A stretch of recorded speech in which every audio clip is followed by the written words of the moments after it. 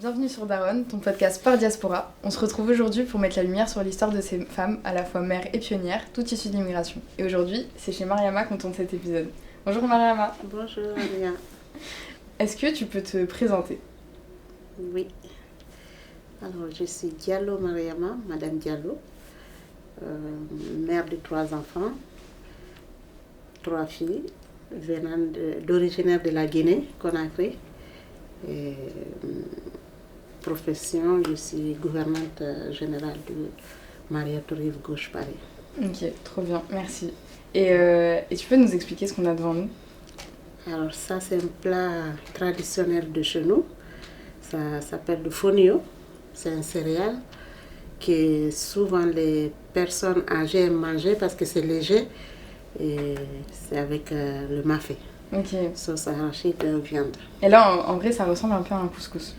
Oui, c'est comme du couscous, le fonio. Ok, c'est juste la céréale qui change. Oui. Ok, trop bien. On a hâte de manger ça, on mangera ça à la fin. Okay. Est-ce que tu peux me raconter, avant de rentrer dans le détail de ta vie, est-ce que tu peux me raconter ton enfance? C'était qui la petite Mariama? Comment t'as grandi? La petite Mariama, c'est un enfant fille unique de ses parents. Mais j'ai grandi avec mes grands-parents parce que ma mère elle était très jeune, elle n'avait pas fini les études, donc j'ai grandi avec mes grands-parents côté maternel. Ok, et ta mère, elle faisait des études de quoi? Elle était à l'école. Ok. Elle est, comment on appelle ça? Elle est professeure d'école. Ok, d'accord. Donc, et toi, t'as fait quoi dans ta vie? Est-ce que t'as fait des études en grandissant? Oui, j'ai fait des études parce que mes grands-parents aussi, c'était des fonctionnaires de leur pays, de la Guinée. Donc j'ai fait des études, j'ai un bac plus 3. Ok, en quoi? En BTS informatique. Ok. Donc, en fait, tu connaissais déjà, tu savais coder à l'époque et tout? J'ai appris un peu à coder. Ok, trop bien. J'ai fait de programmation un peu en Guinée avant de venir en France. Ok. Et quand tu es arrivée en France, du coup, comment tu es arrivée en France de la Guinée? Alors, je suis arrivée en France, c'était pour accoucher ma première fille qui est là, qui a aujourd'hui 25 ans. Et puis après, je suis restée. Je suis venue à travers de ma belle famille. Okay. Il y avait la grande sœur de mon mari et son frère qui vivaient ici, qui travaillent déjà à l'ambassade de la Guinée en France. Et j'ai accouché, après j'ai aimé rester, j'ai vu que c'est différent de la Guinée, donc je suis restée. Bon, ça n'a pas été facile, je suis restée pendant 7 ans sans papier. Ah oui. Donc c'est un parcours de combattant. Après, voilà, je suis restée sans papier pendant très longtemps, mais entre-temps, ma fille grandissait aussi et mon mari est venu nous rejoindre quand elle avait 10 ans. Mais entre-temps, j'essaie de travailler quand même parce qu'on ne peut pas vivre ici à la merci de personne, il faut travailler. J'ai travaillé, j'ai fait des papiers, je n'ai pas honte de le dire, j'ai fait des faux papiers pour travailler, pour pouvoir survivre. Il faut, hein. Donc, on payait de ça, de nos loyers, de notre vie. Et voilà, on vivait avec ça jusqu'à 7 ans. Après, j'ai eu Ramatoulaye, j'ai eu Aïssatou, elles sont 3 filles. C'est après, à la naissance d'Aïssatou, qu'on a eu les papiers. Ok. Donc, elle avait déjà 7 ans, Fatoumata. Ça n'a pas été facile, mais bon. Et comment tu as eu les papiers? Ils te les ont donnés parce que tu as eu plusieurs enfants? Non, parce non, c'est par rapport, parce que si on vit ici, il faut toujours chercher à être régularisé, pas de vivre comment on appelle ça, sans papier, parce que c'est pas bon de rester c'est difficile. Comme ça, tu peux pas rentrer chez toi, tu es obligé de rester là. Donc, donc ça veut dire que pendant 7 ans, tu pouvais plus revenir en Guinée? Je ne pouvais pas parce que si tu rentres, tu ne pourras plus aller à l'ambassade pour présenter. Je suis venue avec un visa touriste. Ok. Donc, ce qui fait que j'étais obligée de me battre aussi pour survivre ici jusqu'à avoir les papiers. Okay. Donc après, on a été régularisé. Et après, plus tard, on a eu la nationalité par rapport à ma première fille qui est née ici. Quand elle a eu ses 13 ans, on a demandé la nationalité. Ah, ok. Elle avait droit par rapport à ses 14 ans, donc on a eu tous la nationalité française. Ok, d'un coup. Voilà. Ok. Toute la famille. Et au début, tu as dit que quand tu es venue en France pour accoucher, tu étais toute seule, ton mari il n'était pas là. Non, mon mari il travaillait en Guinée à l'époque. Ok. Et comment ça. Enfin, c'était comment de venir dans un pays que tu connais pas pour accoucher de ton premier enfant? Parce que déjà en Guinée, on voyait des dames qui venaient, qui avaient les moyens de venir pour accoucher, retourner. Et ça permettait aussi aux enfants d'avoir des papiers européens et pouvoir voyager quand on peut. Mais entre-temps, j'ai préféré de rester. Mon mari travaillait là-bas, il était comptable dans une entreprise Renault. Et entre-temps, il a perdu son travail quand j'étais là, donc j'ai dit que c'est pas la peine, j'essaie de me débrouiller. J'étais dans sa famille, c'est son frère.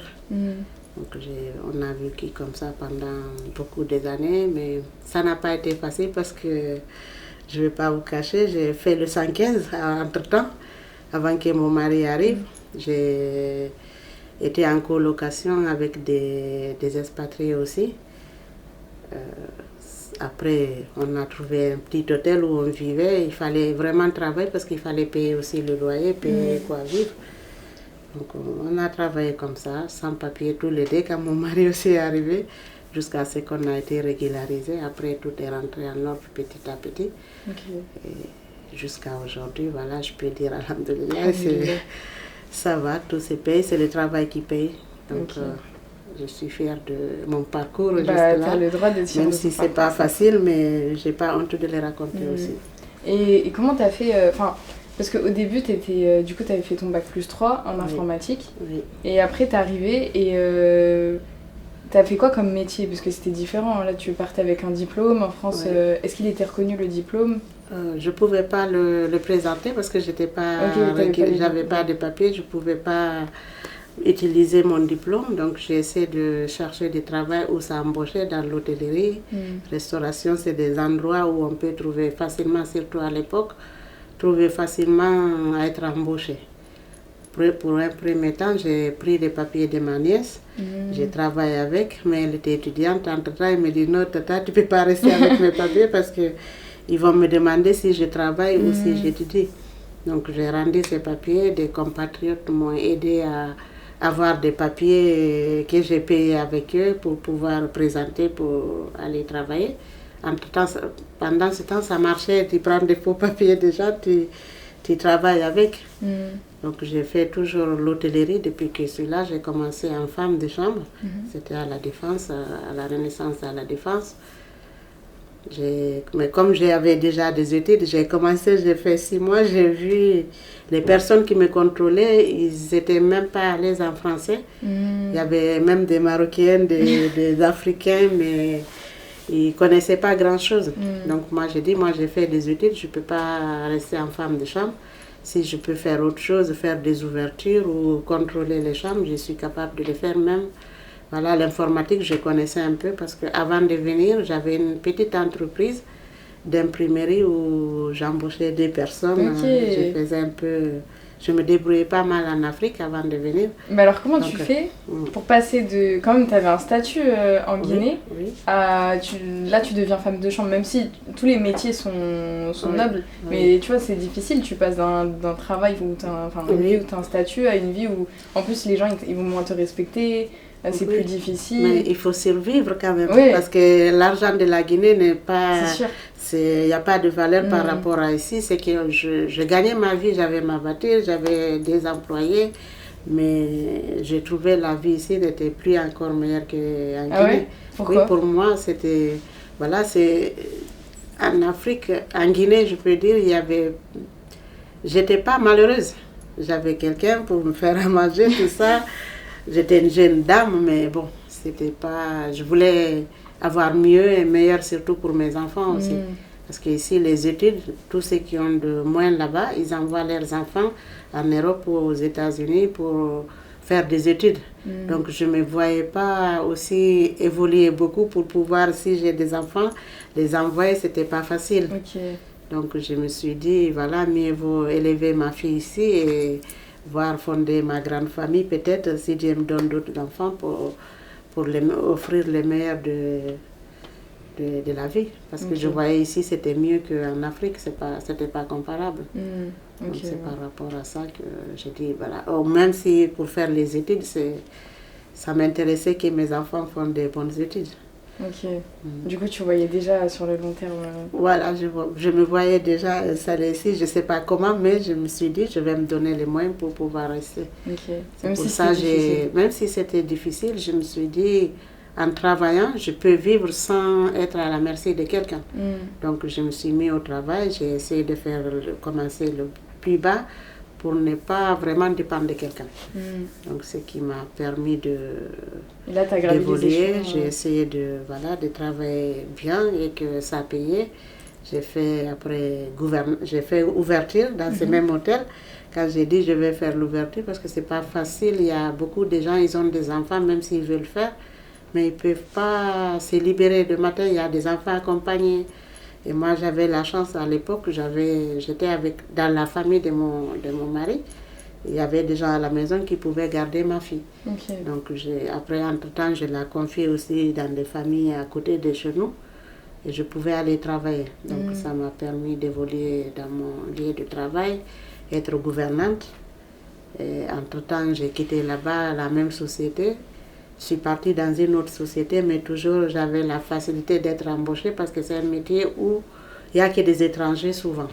Dans les métiers hôtellerie, restauration ou les bâtiments, comme jusqu'à maintenant, c'est toujours des étrangers.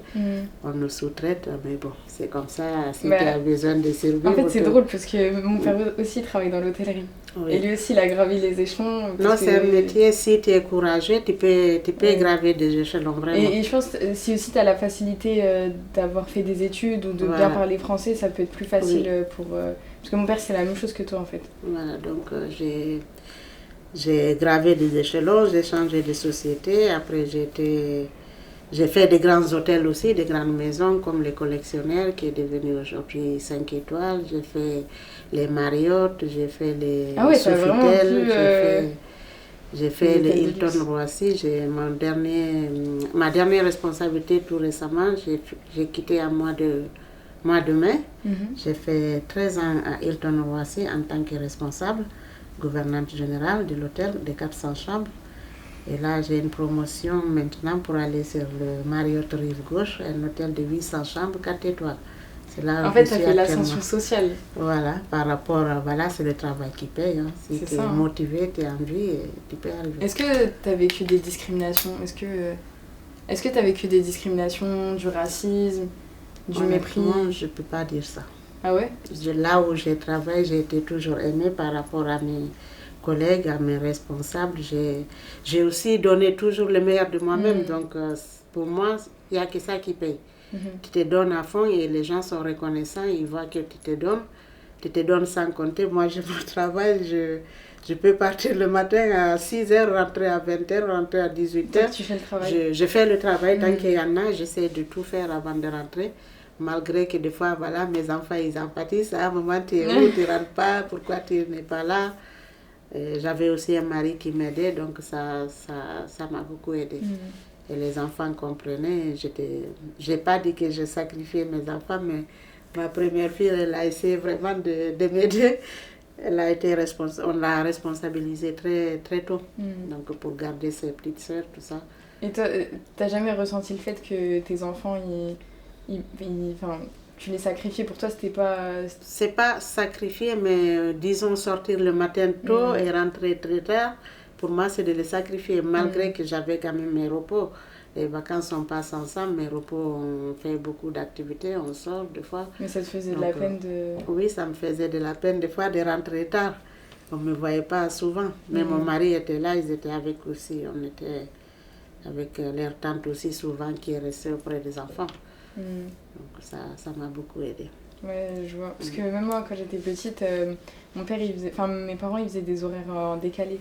Mon père, il travaillait de nuit, et ma mère, elle travaillait de jour. Et après, ça a changé. Après, mon père, il travaillait toute la journée, mais c'était pareil, je le voyais pas trop la journée. Je le voyais que tard le soir. Oui. Donc, J'étais ah mais c'est quand qu'on te voit un peu plus? C'est comme ça, les immigrés malheureusement, on est obligé d'accepter ce travail parce que c'est ce que les gens d'ici n'aiment pas faire. Les étrangers sont obligés de prendre au moins pour vivre. Au moins tu es payé, tu n'es pas une pauvre personne. Et quand tu es passé de sans-papier à régularisé, est-ce que tu as vu une différence dans ta vie au quotidien? Ou c'était pareil? Alors là, ça c'était... ça s'est tellement bien passé ce jour-là. J'ai été régularisée, j'ai appelé mon patron. J'ai dit, j'avais même un nom qui n'était pas à moi. J'ai travaillé avec des gens qui n'étaient pas à moi. Malheureusement, je me suis appelée Marie-Christine pour ne pas me pouvoir dévoiler.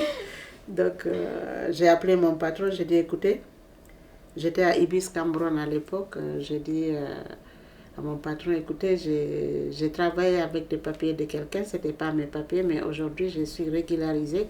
Si vous voulez, vous pouvez me virer. Moi, j'ai mes papiers, à partir d'aujourd'hui, je dois travailler avec mes papiers. Je dis, je ne vais pas me cacher parce que je connaissais mon travail. Je savais qu'est-ce que je donnais à mon entreprise. Il m'a dit, d'accord, ok. J'ai pris un bus pour rentrer chez moi. Avant que j'arrive chez moi, j'ai quitté le travail. Il m'a dit, hey, demain tu vas aller travailler, tu ramènes tes papiers. Ancienne Marie-Christine, tu ramènes tes papiers, Maria Diallo. Et du coup, il t'appelait plus Marie-Christine après être non, ça, ils m'ont changé automatiquement mes papiers pour prendre mes vrais papiers pour faire un nouveau contrat. Et quand il t'appelait au travail, il disait Mariam, il disait moi, j'avais pas honte de le dire parce que je savais, même mes collègues, il y avait beaucoup qui n'avaient pas de papiers à l'époque.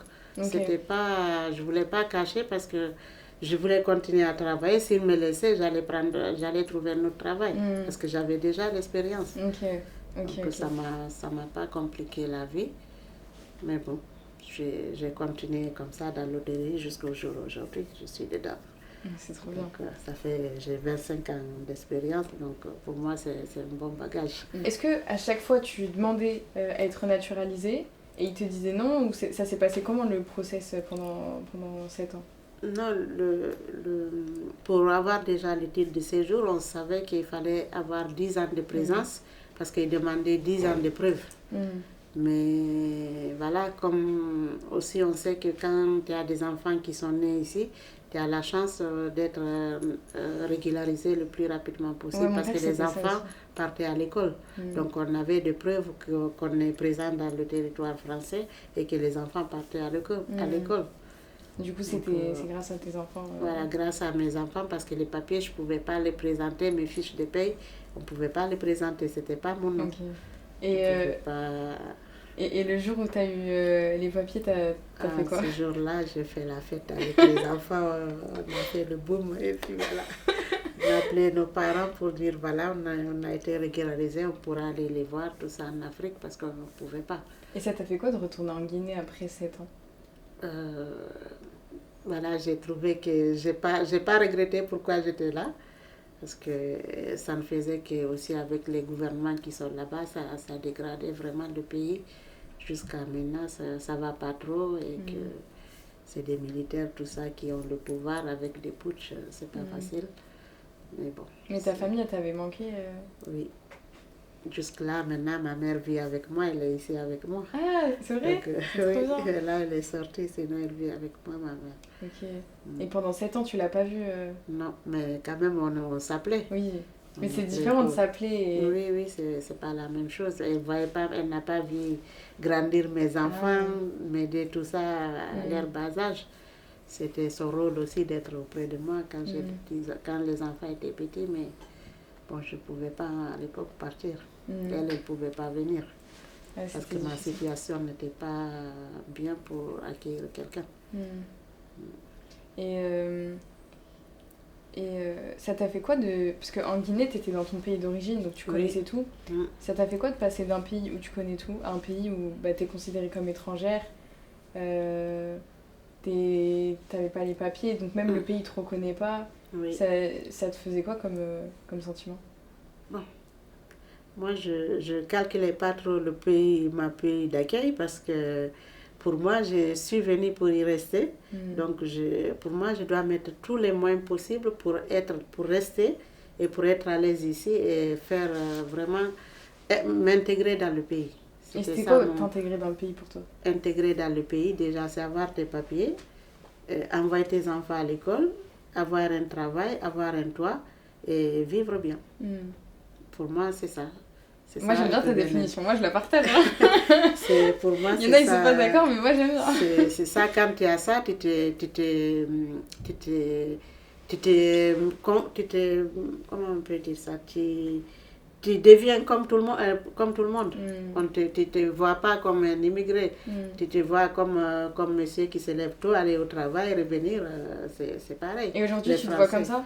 Aujourd'hui, je me vois comme ça. Je ne me considère pas parce que je paye mes dettes, je paye mon loyer, je paye mes charges, je paye mes impôts. Tu es une Française comme Pour moi, je suis une Française comme tous les autres.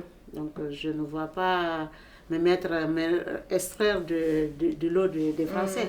Je fais tout ce qu'il faut. Je travaille, je paye mes impôts. Donc, pour moi, je ne dois rien à la France. Ouais, t'as bien Mes enfants sont nés ici, ils ont grandi ici, ils vont à l'école comme les enfants français. Parce que tu sais, il y en a plein qui disent oui, les immigrés, ils doivent beaucoup à la France, on les a acceptés, tout ça. Et on doit parce qu'ils nous ont accueillis, c'est vrai. Si on est malade, on peut se soigner. Donc, surtout ça aussi, dans mon pays, il y a beaucoup de gens qui ont des moyens, ils viennent, même s'ils sont des ministres là-bas ou des grands commerçants, ils viennent chercher de l'aide médicale ici pour se soigner. Donc la santé, c'est très important. Si tu veux vivre longtemps, il faut déjà pouvoir te soigner. Si tu n'arrives pas à te soigner, ça ne passe pas. Oui, c'est vrai. Donc, après, on cotise, en vrai, on paye pour là, ça. Nous, on cotise, nous, on travaille. Pour moi, c'est pour ça que je me dis, je me confonds dans l'ensemble de la population. Je fais partie de la vie française. C'est ça, et on fait vivre la France. Voilà, tu fais partie du moteur. Pour moi, oui. Et surtout aujourd'hui, dans l'hôtellerie, ça se parle trop, même dans les informations à la télé, ils n'arrivent pas à trouver de main-d'œuvre. Sauf les étrangers, après le Covid, beaucoup ont changé de métier. Ils sont partis ailleurs, ils ont laissé l'hôtellerie et maintenant c'est difficile de trouver des gens. Ouais, moi, là où je travaille actuellement, j'ai 106 personnes qui travaillent avec moi. Je suis les responsables, mais pour trouver, c'est pas facile. On travaille avec même des intérims parfois quand l'hôtel est rempli parce que 800 chambres, c'est beaucoup. Donc il faut avoir beaucoup de monde, il faut avoir beaucoup de mains. Mais les gens ont beaucoup abandonné l'hôtellerie parce que ça travaille dur, mais c'est pas beaucoup rémunéré par rapport à ça. Les gens ont cherché à aller dans des Amazon, des trucs comme ça. Et toi, t'as jamais voulu aller Non, moi, j'ai jamais... Depuis que j'ai commencé à travailler, j'ai jamais allé au chômage. Donc, ni arrêt maladie, je touche le bois. J'espère que ça va On espère que ça va pas changer. Et comment t'as transmis ta culture à tes enfants? Déjà, du coup, toi, t'es Peul. Je suis Peul, oui. Et comment t'as transmis... Enfin, est-ce que t'as transmis la langue? Est-ce que... les plats, la culture, comment tu as fait? Alors ça, je suis restée toujours à préparer mes plats traditionnels, mes plats de mon pays. Donc ils ont aimé depuis le départ parce que tous les week-ends, souvent, je prépare les plats de mon pays. Après, ils savent les préparer. Maintenant, ils ont grandi. Ils aiment manger aussi. Quand je fais surtout le fonio comme ça, ils aiment bien. Donc, tous les week-ends, souvent, je prépare les plats de mon pays. Et nous, c'est le vendredi, on fait couscous. Ou alors, on fait un plat traditionnel. Tous les week-ends, je peux faire des plats de mon pays qui n'est pas ici. Souvent, il y a des restaurants maintenant qui commencent aussi à s'installer ici pour faire des plats comme ça. Ouais, c'est vrai.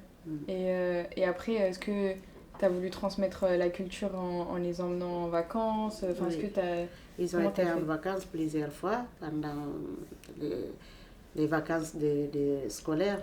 Au juillet, août, souvent on partait. Tous les 2 ans, on partait. Quand mon mari était là, mais voilà. Ils connaissent mon pays, ils connaissent mes parents, ils connaissent ma maison, ils connaissent qui est qui en Guinée. Donc voilà. Et pour toi, c'est important qu'ils se sentent guinéens? Oui, parce qu'on vient de là. Sinon, on allait être français. Non, on n'est pas français, on est guinéen. Et t'as jamais eu peur que tes enfants, ils aient pas le côté guinéen et qu'ils aient que le côté français? Non, ils ont le choix de... Moi, je les impose rien du tout. C'est à eux de tracer leur chemin, c'est pas moi. Okay. Moi, j'ai fait mon chemin, je suis arrivée ici, j'ai fait ma vie, à eux aussi de voir qu'est-ce qui les intéresse de chez moi. Okay. Ce que je peux, c'est de les montrer d'où je viens et à eux de profiter, qu'est-ce qui les intéresse là-bas. Et toi, ça t'aurait... Imaginons si tes filles, elles avaient... Parce que tes filles, c'est des Guinéennes qui sont fières de l'être. Mais imagine si elles avaient que le côté français, que, enfin, elles n'étaient pas très attachées à la Guinée. Comment t'aurais réagi? Bon, moi, je ne peux pas dire que mes enfants vont être nés ici et les imposer de vivre la vie de la Guinée. C'est pas normal de faire ça, parce que sinon, il fallait que je reste en Guinée, faire mes enfants là-bas. Et vous allez vivre la vie de la Guinée, mais au moment où ils sont nés ici, grandis ici, ils vivent ici, je ne peux pas les imposer de vivre la vie de la Guinée. Ce que je peux, c'est juste de les montrer là d'où je viens, et que les montrer aussi, là-bas aussi, les gens vivent, mais voilà, même si ce n'est pas facile, c'est différent la vie de là-bas et ici, mais ils ont vu, ils veulent bien, ils retournent eux-mêmes. Des fois, eux-mêmes, ils ont dû acheter leur billet et partir. Donc, ça veut dire que je les ai bien imprégnés, ils sont intéressés de leurs origines. Est-ce que tu as transmis ta langue maternelle à tes enfants? J'ai essayé. Seulement, ils sont ici, quand tes enfants vont à l'école, quand ils parlent trop quand ils arrivent, tu as peur de les mettre aussi de les laisser dans leur vie familiale, leur vie par exemple, leur tradition, ta tradition à toi, et qui vont à l'école, ils ne comprennent rien. C'est la peur de ça qu'on essaie de parler français avec les enfants. Du coup, tu as parlé français avec tes enfants? J'ai parlé français parce que même en Guinée, souvent aussi, avec mon mari, on parlait français. Parce qu'on a tous fait des études. Mon mari il a un bac+5 aussi, il était comptable. Donc, on a essayé de vivre correctement. Et du coup, donc on parle avec mon mari, on parle peu à la maison, mais eux ils rigolent quand on parle peu, ils rigolent, ils ne comprennent pas grand-chose, ils ne comprennent pas grand-chose, mais on a toujours les gens qui viennent nous rendre visite, de la famille, on parle toujours peu. Et du coup, aujourd'hui, tes filles, elles savent parler ou c'est compliqué? Pas grand-chose, juste la salutation, ils comprennent un mot par-ci, un mot par-là, mais ils ne parlent pas vraiment. Est-ce que maintenant, tu regrettes de ne pas leur avoir appris le peul ou... Je regrette rien. S'ils veulent partir, aller apprendre la langue, elles sont libres. J'ai la plus grande, elle a fini ses études. Si elle veut apprendre le peul, elle est libre d'aller rester 1 mois, 2 mois et apprendre la langue. Mais ils ont déjà fait pas mal de mois là-bas. Ils comprennent un peu. Quand on parle, ils comprennent un peu. Parce que moi aussi, du coup, moi je suis d'origine marocaine. Et mes parents, au début, ils avaient peur qu'on ait un accent quand on parle en français. Ou que, pareil que toi, que quand on aille à l'école... Parce qu'à l'époque, c'était mal vu aussi de parler sa langue d'origine. Oui. Quand tu parlais peu, ils vont dire que tu ne comprends rien. Ils vont dire qu'ils vont mettre des lacunes sur toi pour dire tu parles que ta langue, tu ne parles pas français. Même ça, pour nous, les immigrés, ça peut aussi mettre une barrière sur toi. C'est pour ça on parle bien la langue maternelle à la maison, mais on ne les impose pas de les apprendre. Ce n'est pas une obligation pour moi. Ce n'est pas ma priorité en tout cas. Ta priorité, c'était qu'elle fasse des études? Qu'elle fasse des études, qu'elle s'intègre, qu'elle soit comme tout le monde et qu'elle fasse de bonnes études, c'est ça qui m'intéresse. Et aujourd'hui, tes filles... je suis fière de mes filles, oui, très fière de mes filles. Ça, elles ont fait de bonnes études? Elles ont toute ma vie et pour moi, elles sont en train de faire de bonnes études. J'ai 3 filles, elles sont tous... la première a fini l'université, un bac+5. La deuxième, comme vous le connaissez, Ramatoula, elle est, voilà, Sciences Po, c'est ma fierté encore. Il lui reste 1 année, bientôt 2 ans, disons. Et ça, la dernière, elle rentre cette année à l'université. Elle est à l'université, donc je ne demande pas mieux. Tu as réussi ta mission? Pour moi, ma mission, elle est accomplie. Elle est en cours d'accomplissement, ce n'est pas fini parce qu'il faut qu'ils terminent. Après, c'est à eux de voir qu'est-ce qui les intéresse dans la vie, mais je les accompagne jusqu'à... vraiment qu'ils soient indépendants et libres sur leur vie. Est-ce que tu pensais que tes filles elles allaient faire des études aussi bien, que ça allait être aussi positif? C'était mon souhait qu'ils fassent de bonnes études parce que nous, on a aussi, grâce à ça, on a pu évoluer facilement dans le pays parce que il y a des gens qui viennent, ils ne sont jamais allés à l'école, donc ils resteront toujours au bas des échelons. Pour moi, l'étude, c'est la clé pour mes enfants. Donc, on tenait vraiment à ce qu'ils fassent de bonnes études. Et comment tu gérais comment tu les aidais, tes enfants pour leurs devoirs, leurs études, les orienter? Alors, mon mari aussi était quelqu'un qui était... Pour nous, tout ce qu'on cherchait vraiment, c'était pour les enfants. On est venu, tout ce qu'on a abandonné là-bas, on voulait donner le meilleur pour nos enfants. Donc les études, on a dit, il ne faut pas qu'on les rate. Si on rate les bas âges, au bas âge, il faut avoir déjà une fondation bien solide pour pouvoir avancer. Heureusement, mon mari était là pour eux. C'est lui qui souvent était avec eux. Donc les devoirs école primaire, ils étaient toujours meilleurs. On nous demandait même de les sauter des classes parfois. Oui. À partir de l'école primaire, ils voulaient qu'ils sautent des classes parce qu'ils étaient bien à l'école. Quand ils venaient, les sacs qu'ils posent, ils prennent les résultats. Après, c'est les devoirs. Devoir. Il fallait, si tu ne comprenais pas, il fallait bûcher les leçons, mais il fallait que ça rentre. Donc ça, c'était notre objectif, vraiment, c'était de faire... comprendre aux enfants qu'on est là, on a tout laissé là-bas, mais c'est pour eux qu'on est ici. Il fallait vraiment qu'ils acceptent de comprendre pourquoi on est ici. Et pour toi, c'était... Pardon, vas-y. C'était pas seulement de laisser tout là-bas, venir ici. Mais les enfants, il fallait vraiment qu'ils comprennent ça, que même si c'est dur pour nous de rester ou abandonner, disons, laisser nos familles, nos parents, c'était un sacrifice pour eux. Donc, ils ont appris bien la leçon et pour moi, ça a bien payé. Et ils sont en train de faire de bonnes études. C'est tout ce qui m'importe. C'est l'essentiel. Et est-ce que tu leur mettais la pression pour que ce soit au niveau excellent ou juste tu voulais qu'elles travaillent bien et voilà? Non, on ne demandait pas trop d'être excellent, mais des fois, les professeurs nous demandaient, mais qu'est-ce que vous donnez au collège? Ils demandaient souvent à Rama, mais tu fais comment pour avoir... Même en cours, ils comprenaient déjà en cours, avant même de rentrer à la maison. Ils nous demandaient, mais vous faites comment avec les enfants? Vous payez quelqu'un pour les enseigner? Ou on a dit non, mais... Parce que même en cours, déjà, ils peuvent répondre s'il y a des trucs, ils peuvent être tout de suite à l'aise. Donc, c'était important. Pour moi, ils étaient un peu intelligents, donc ça les a aidés. En plus. Voilà, c'était un peu de plus. Okay. Donc, c'était quelque chose de bien pour moi. Et que chaque fois quand on vient pour les livrer, ils ont dit non, madame, on ne va pas rester avec vous. On sait qu'ils étaient toujours meilleurs, souvent. Donc, c'était bien. Ma mère, c'était ça. Ma mère aussi. On ne forçait pas trop, mais voilà, ils savaient qu'il fallait apprendre. C'était l'essentiel. On ne demandait rien du tout. Que de travailler bien à l'école, c'est tout. Ma mère aussi, c'était ça. Elle nous disait qu'il faut être...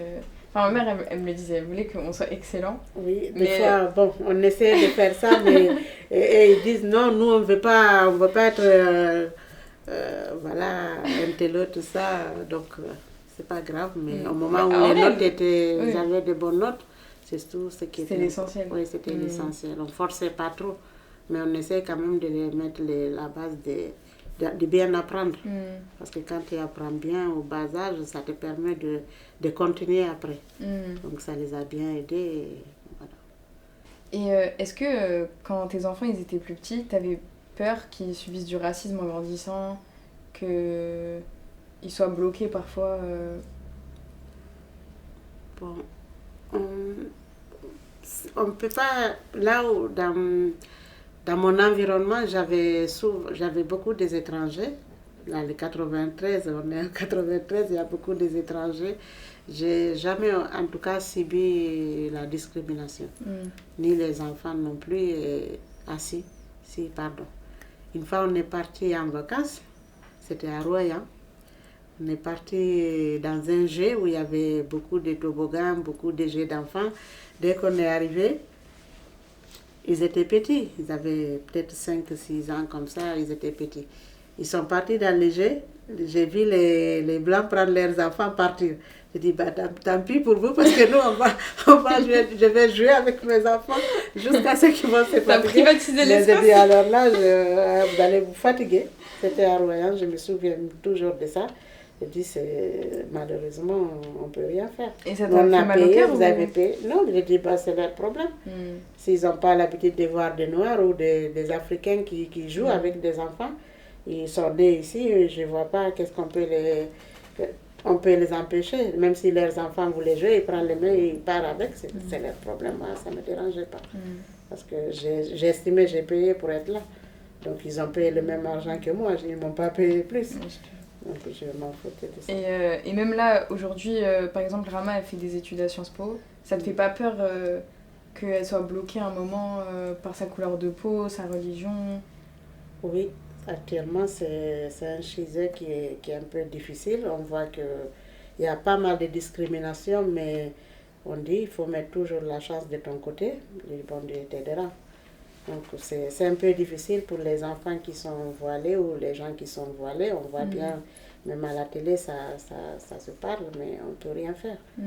Ils ont choisi, c'est leur vie. Donc on peut pas les enlever ça. S'ils veulent vivre comme ça, ils resteront comme ça et ils vont toujours trouver quelque chose. Si ce n'est pas ici, il y a beaucoup qui veulent partir ailleurs, ils partiront là où... Ça ne te dérange pas que tes filles elles partent? Bon, au moment où ils savent pourquoi ils vont partir, moi ça ne me dérange pas. Et imagine tes filles elles partent en Guinée, elles veulent vivre en Guinée. Ils ont voulu, il y a la Grade qui a voulu partir, après elle a changé d'avis. Moi je n'ai pas d'obstacle pour ça. J'ai pas d'obstacle. Si elle trouve quelque chose de mieux, là où elle veut aller, moi, je n'ai pas d'obstacle pour ça.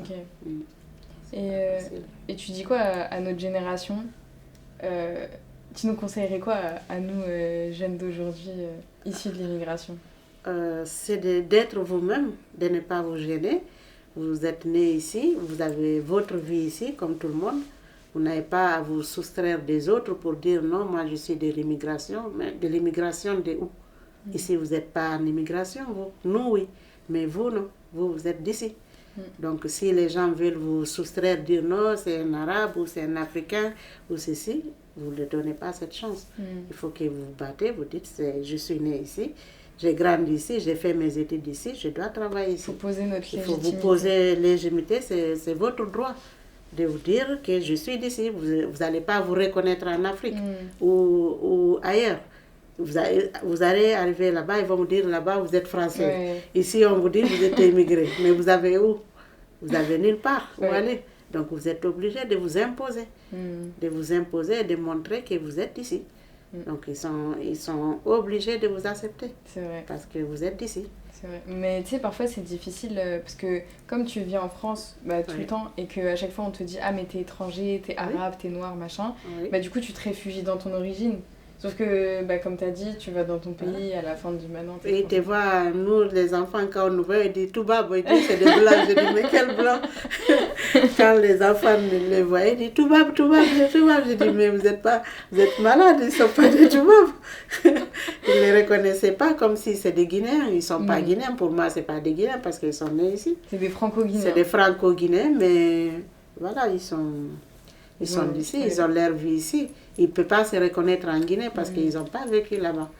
Donc il faut que vous battez tous les jours. Il faut dire aux gens qu'on est d'ici, on est né ici, on a nos droits ici. Donc vous allez vous imposer. Vous allez vous battre, mais vous allez y arriver. C'est comme ça. On espère, en tout cas, on retient ça qu'il faut faire. Il faut se battre vraiment. Que ce soit ici ou ailleurs, il faut toujours se battre tous les matins. Tu te dis, tout le monde veut être meilleur, donc je dois me montrer aussi meilleur, il faut que j'arrive. Mais ça nous met aussi la pression, tu vois, de dire on doit être meilleur pour que les gens nous acceptent. Oui, c'est la loi. On n'a pas le droit d'être banal. C'est normal, il n'y a pas d'autre solution parce qu'on ne vous reconnaît pas tel que vous êtes. Ils vous reconnaissent comme d'enfants immigrés. Et enfants immigrés d'où? Enfants immigrés de la France, d'accord, mais vous êtes nés ici. Vous avez le même droit que... Vous n'allez pas aller, s'ils font laquer, vous allez faire laquer. S'ils vont aller ouvrir un compte, vous avez le droit d'ouvrir un compte, vous avez le droit d'aller travailler, vous avez le droit de vivre. Vous avez le droit d'acheter une maison si tu travailles toi-même. Pour moi, il n'y a que le travail qui paye vraiment. Donc, il faut forcer, il faut être vraiment être sérieux dans ce qu'on fait et on peut y arriver souvent. Il faut être sérieux. C'est une bonne leçon. Important. Maintenant, j'ai 2 dernières questions. On les pose tout le temps à nos invités. La première, c'est quoi ta définition de l'immigration? Tu peux dire un mot, une phrase, tout ce que tu veux. Bon, immigration. C'est quand tu viens d'ailleurs, tu es chez les autres. Tu arrives chez les autres, on te voit comme un étranger. Mais tu peux te faire ta place. Ah, c'est beau, j'aime bien. Et deuxième question, c'est est-ce que tu aurais une recommandation, que ce soit un livre, une musique, un film, quelque chose qui t'inspire au quotidien, qui t'a donné de la force? Alors, moi j'ai lu le livre de... comment elle s'appelle? La femme de Obama. Michelle Obama. Ouais. Ça m'inspire. Ok. Ce livre, je recommanderais à tout le monde de le lire. C'est incroyable comment ils ont vécu, de son enfance jusqu'à là où elle est arrivée en première dame. Je ne me dis pas que je serai une première dame, mais je me vois, je me bats tous les jours. Donc il faut se battre dans la vie pour y arriver. Ok, merci beaucoup. En tout cas, tu as un exemple pour nous. Merci beaucoup, Mariama. Je vous remercie. Hâte de manger ce repas. Et du coup, on dit merci à toute l'équipe. Merci à Naofel, merci à Tidiane, merci à Samy, merci à Sarah, merci à l'autre Sarah, merci à Yasmine et merci à Mariam qui n'est pas là. On se retrouve au prochain épisode avec une nouvelle maman et merci à Mariama de nous avoir accueillis. Merci à vous tous, merci de votre présence et voilà, je vous offre un petit plat de fourmi de la Guinée. Merci. Ciao.